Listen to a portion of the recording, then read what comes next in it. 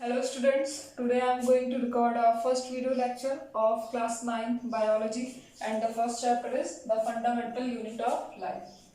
The fundamental unit of life.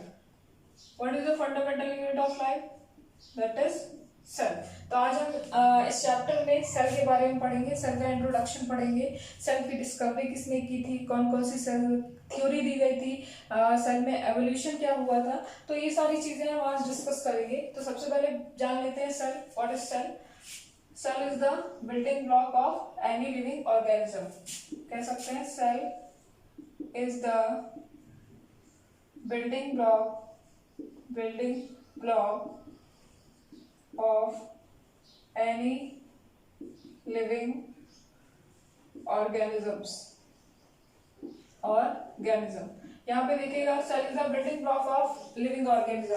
किसी भी living organism का जो बिल्डिंग ब्लॉक होता है, मतलब कि बेसिक यूनिट होता है, वो क्या होता है? सेल होता है. कोई भी ह्यूमन बॉडी या फिर कोई भी लिविंग बीइंग, चाहे वो प्लांट हो या फिर एनिमल्स हो या फिर ह्यूमन बीइंग हो, उसका जो बेसिक यूनिट होता है वो क्या होता है? सेल. उसका जो बिल्डिंग ब्लॉक होगा वो सेल होगा.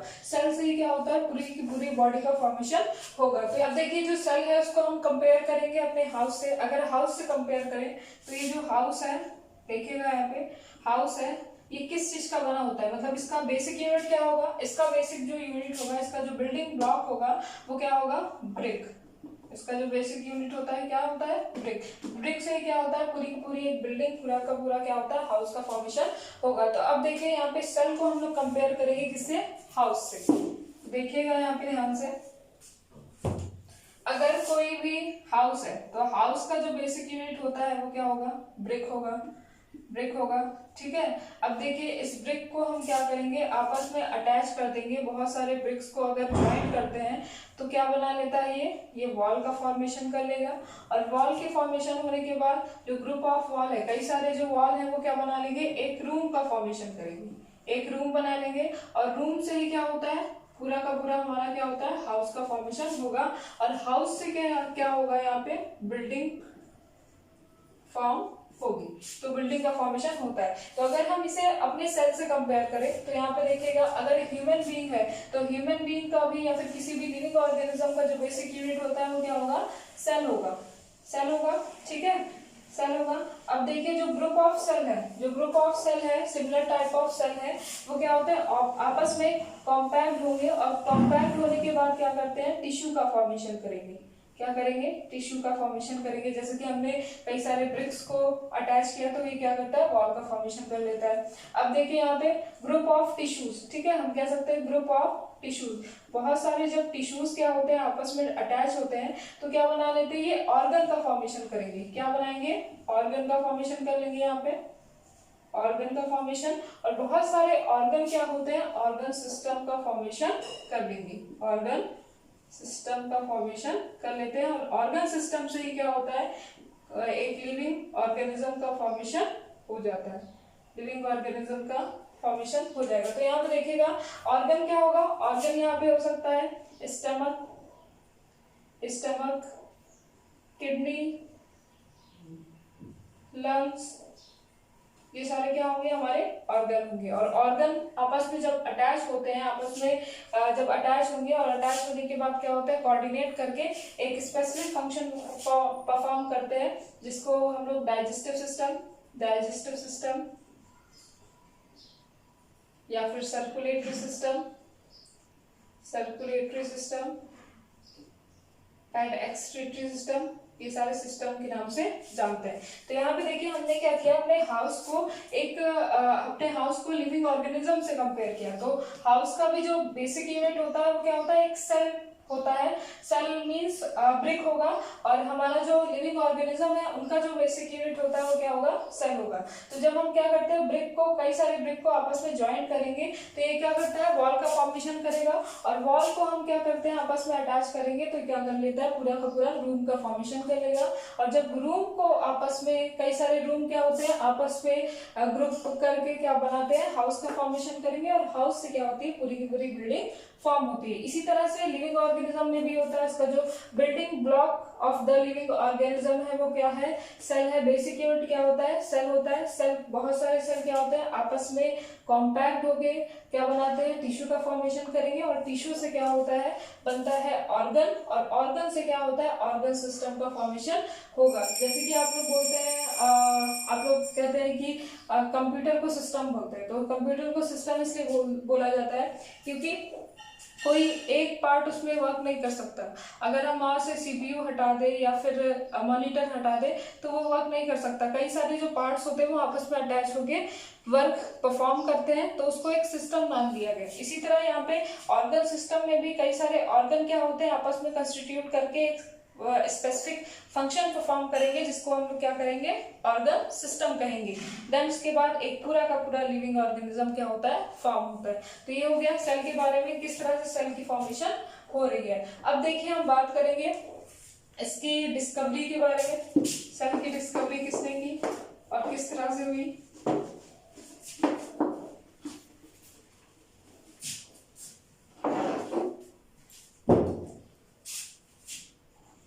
Discovery of cell. देखिए सेल की डिस्कवरी कैसे हुई, यहाँ पे ध्यान दीजिएगा थोड़ा सा। सेल से पहले डिस्कवरी हुई थी माइक्रोस्कोप की। माइक्रोस्कोप की डिस्कवरी हुई थी 1661 में। 1661 में इंग्लैंड के किंग थे। उन्होंने क्या किया, लिविंग ऑर्गेनिज्म के बारे में डिटेल जानना चाहा, तो उन्होंने क्या किया, वहां पे 1661 के जो साइंटिस्ट थे जिनका नाम था क्रिस्टोफर, तो क्रिस्टोफर से कहा कि वो एक ऐसे टूल्स का फॉर्मेशन करें जो कि लिविंग ऑर्गेनिज्म के डिटेल के बारे में बताए, उनके बारे में डिटेल स्टडी कराए। तो क्रिस्टोफर ने एक्सेप्ट तो कर लिया कि हाँ मैं टूल्स का फॉर्मेशन करूंगा, बट उनके पास टाइम ना होने की वजह से उन्होंने क्या किया, वो हैंड ओवर कर दिया, वो वर्क हैंड ओवर कर दिया किसको, रॉबर्ट हुक को। रॉबर्ट हुक नाम के साइंटिस्ट थे। रॉबर्ट हुक नाम के जो साइंटिस्ट थे, ये उस टाइम 26 ईयर के थे।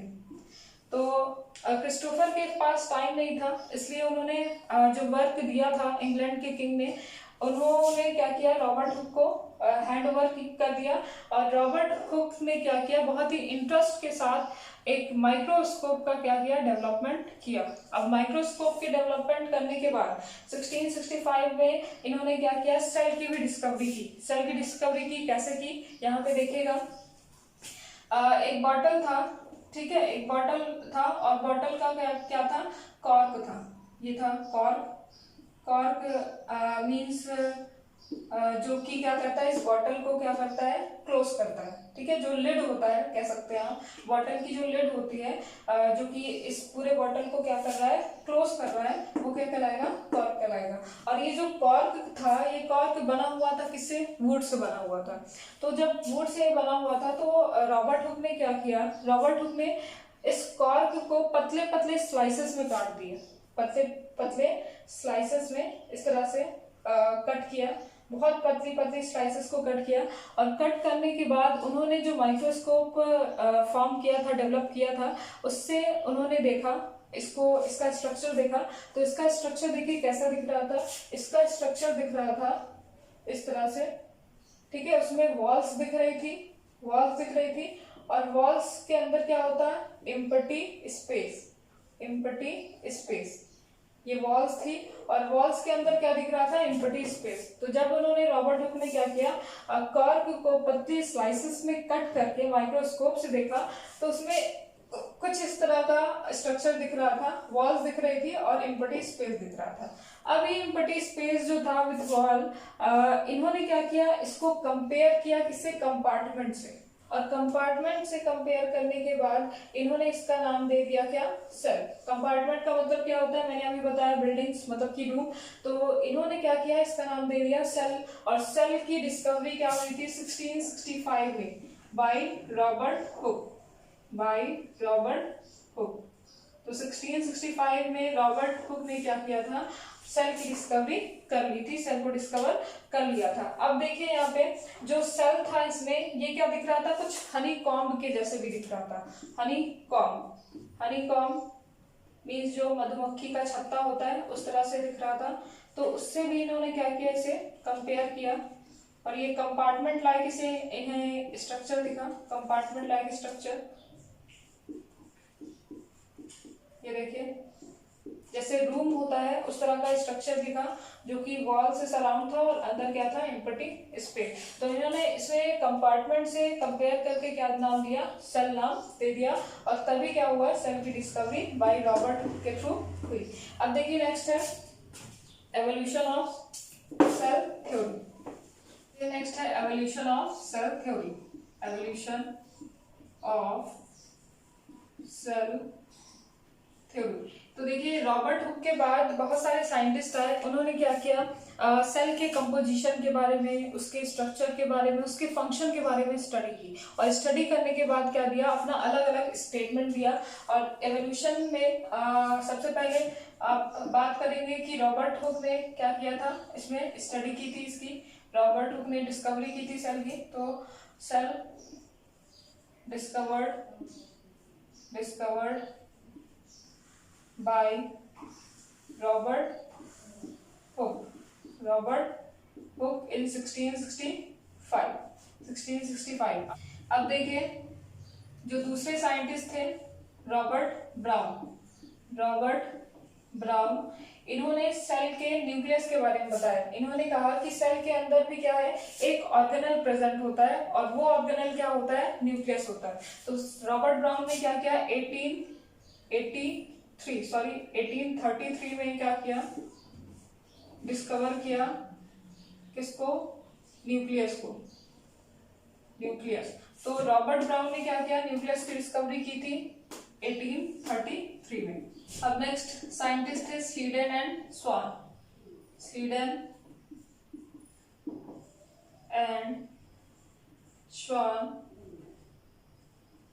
जिन्होंने 1839 में प्रपोज किया था सेल थ्योरी को,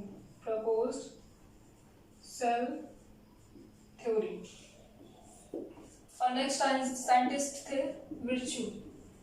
विर्चू, जिन्होंने 1855 में ये बताया था कि सारे सेल्स क्या होते हैं, प्री एग्जिस्टिंग सेल से ही फॉर्म होते हैं। All cell form from pre existing cell. तो ये क्या था, एवोल्यूशन ऑफ सेल थ्योरी थी। जब रॉबर्ट ने क्या किया, 1665 में सेल की डिस्कवरी की, तो उसके बाद बहुत सारे साइंटिस्ट आए और उन्होंने क्या किया, अलग अलग चीजों का डिस्कवर किया और प्रपोज की सेल थ्योरी को, उसको और मॉडिफाई किया। तो सबसे पहले सेल की डिस्कवरी की थी बाय रॉबर्ट हुक ने। और एक चीज यहाँ पे ध्यान रखिएगा, जो रॉबर्ट हुक थे उन्होंने डेड सेल में क्या किया था, सेल की डिस्कवरी की थी, सेल को देखा था डेड सेल में। बट जो पहली डिस्कवरी लिविंग सेल में हुई थी वो बाय एंटोनियो लीवेनहॉक ने की थी लिविंग सेल में। तो लिविंग सेल में अगर पूछा जाता है कि सेल की डिस्कवरी किसने की, तो आप लीवेनहॉक बताएंगे। और जब डेड सेल में पूछा जाएगा, सिर्फ और सिर्फ बात की जाएगी कि सेल की डिस्कवरी कब हुई, तब आप बताएंगे क्या, रॉबर्ट हुक, क्योंकि रॉबर्ट हुक ने डेड सेल में किया था और लिविंग सेल में किया था लीवेनहॉक ने। तो अब देखिए नेक्स्ट हम बात करेंगे सेल थ्योरी के बारे में। सेल थ्योरी कौन कौन से साइंटिस्ट ने डिस्कवरी किया, उसके बारे में हमने डिस्कस कर लिया है। अब देखिए सेल थ्योरी कौन कौन सी दी गई थी। सबसे पहली सेल थ्योरी जो दी गई थी सेल के बारे में, वो थी cell is the structural and functional unit of life. Then उसके बाद cell form from pre existing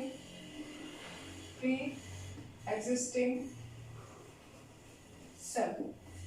then third जो थ्योरी दी गई थी वो ये थी कि ऑल लिविंग ऑर्गेनिज्म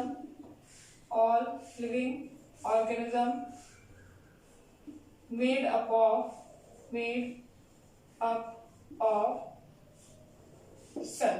तो तो देखिए सेल थ्योरी में तीन थ्योरीज दी गई थी मेनली। सेल क्या है, एक स्ट्रक्चर और फंक्शनल यूनिट होता है किसी भी लाइफ का। और सेल क्या होता है, प्री एग्जिस्टिंग सेल से ही फॉर्म होता है और सारे लिविंग ऑर्गेनिज्म क्या होते हैं, सेल से ही बने होते हैं। तो ये थ्योरीज दी गई थी सेल थ्योरी में। देन उसके बाद आते हैं हम इसके टाइप्स के बारे में। Types of cell. देखिए सेल कितने टाइप्स का होता है, जो सेल होगा वो दो टाइप का होता है, दो टाइप का होगा। On the basis of number, on the basis of number cell is classified into two parts, two types. First is unicellular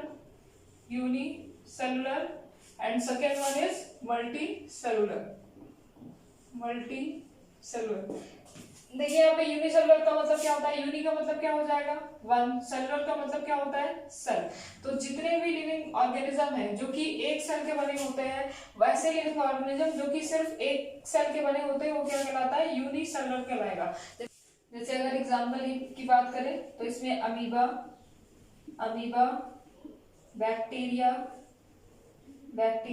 या फिर कुछ एल्गा होते हैं जैसे कि क्लेमाइडोमोनास। तो ये बने होते हैं किसके, वन सेल के, मतलब कि यूनिसेलुलर होते हैं। देखिए यूनिसेलुलर ऑर्गेनिज्म ऐसे ऑर्गेनिज्म होते हैं जो कि सिर्फ एक सेल के बने होते हैं और एक ही सेल से क्या होते हैं पूरी लाइफ साइकिल अपनी क्या करते हैं, लाइफ की सारी एक्टिविटीज फॉर्म करेंगे। देन उसके बाद आते हैं मल्टीसेलुलर पे। मल्टी प्लस सेलुलर, यहाँ पे देखिए दो टर्म है। मल्टी का मतलब क्या हो जाएगा, मल्टी का मतलब होता है many and cellular mean cell. तो मैनी सेल्स, ऐसे ऑर्गेनिज्म जो कि बहुत सारे सेल से फॉर्म होते हैं, बहुत सारे सेल से बने होते हैं, वो क्या होते हैं, मल्टी सेलुलर सेल्स में आते हैं। तो यहाँ पे देखिए ये यूनिसेलुलर सेल जो होते हैं सिर्फ एक ही सेल से पूरी की पूरी एक्टिविटीज परफॉर्म करेंगे और मल्टी सेलुलर जो सेल्स होते हैं उनमें बहुत सारे सेल होते हैं और बहुत सारे सेल से क्या होते हैं, वो अपनी लाइफ की अदर एक्टिविटीज क्या करेंगे, परफॉर्म करेंगे। जैसे कि कोई भी एग्जांपल, कोई भी एनिमल का एग्जांपल हम यहाँ पे ले सकते हैं या फिर प्लांट का एग्जांपल ले सकते हैं। तो ये on the basis of number, ये क्या थे, दो टाइप थे सेल के। अब देखिए on the basis of origin,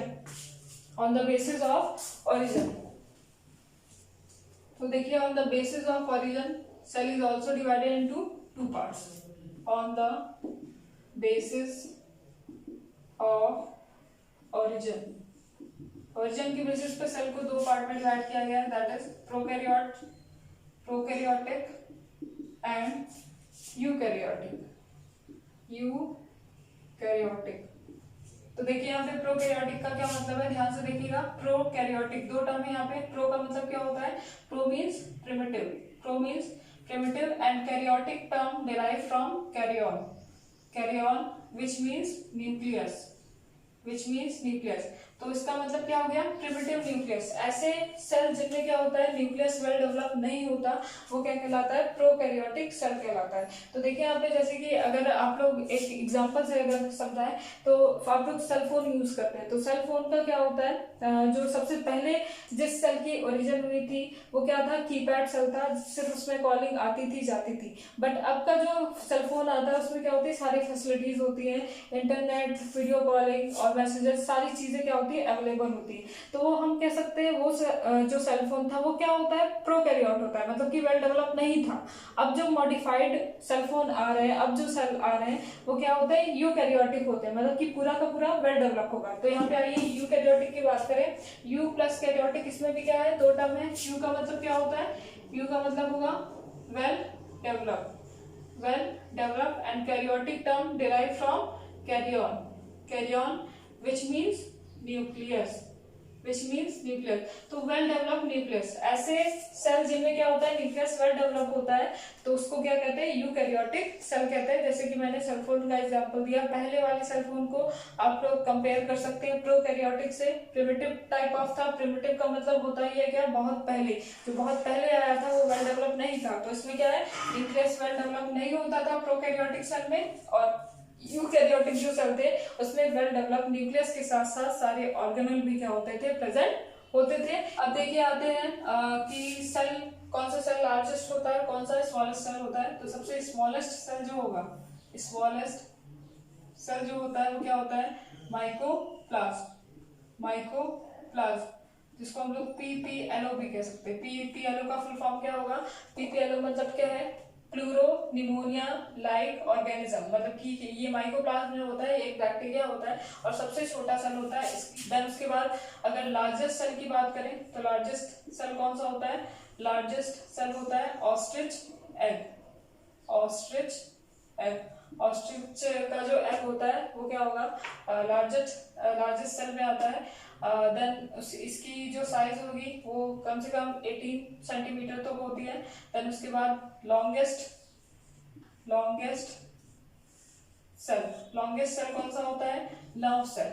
जो हमारे अंदर नर्व सेल होता है, न्यूरॉन्स, वो क्या होता है? लॉन्गेस्ट सेल में आएगा। और इसकी जो हाइट होती है वो कितनी होगी? लेंथ कितनी होती है? कम से कम 1 मीटर। ये 1 मीटर तक इसकी लेंथ होगी।